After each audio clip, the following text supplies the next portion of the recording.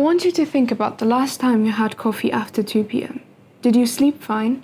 If the answer is yes, then I need you to watch this video more than anyone. By the end of this, you're going to understand how caffeine affects your brain and why you might feel like it's not working anymore.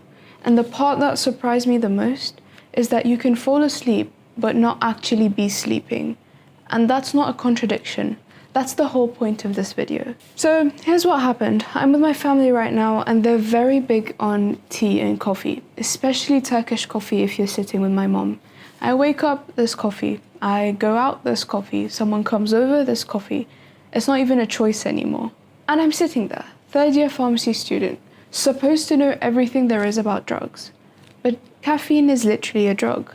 And I'm on my third cup of coffee thinking, I'm not feeling this anymore. And that thought, I don't feel it anymore, it's not affecting me anymore, sat with me. And that's exactly what I want to talk about today. Because I was in the middle of studying pharmacology and thinking, I know how receptor tolerance works, and yet I still did it. I still fell for it.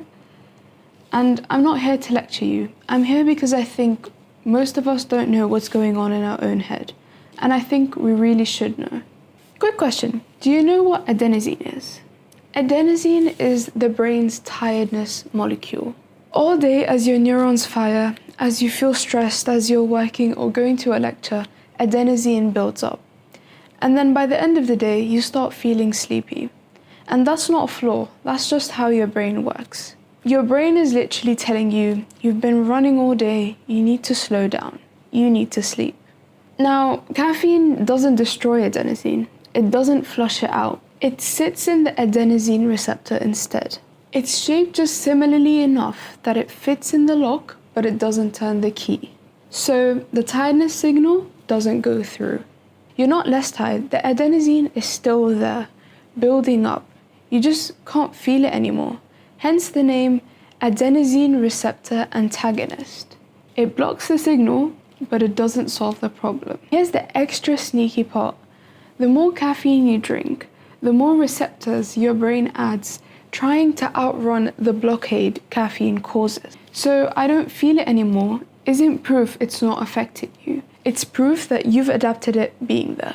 Big difference. Here's where it actually gets interesting, and the part that genuinely surprised me when I learned about it properly. Caffeine's half-life is around 4 to 6 hours, longer if you're a slower metabolizer, and that's just genetics. Half-life meaning the time it takes your body to clear half of it.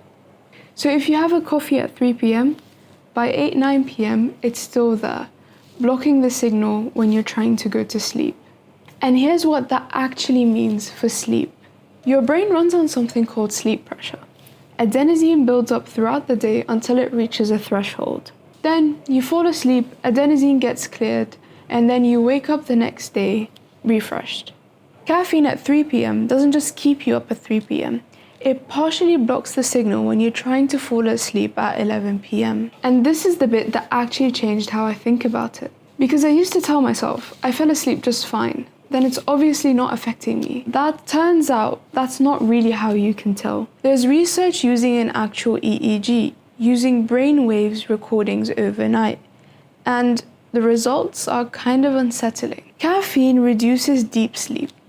Not your total sleep time, not the time it takes you to fall asleep, but deep sleep specifically.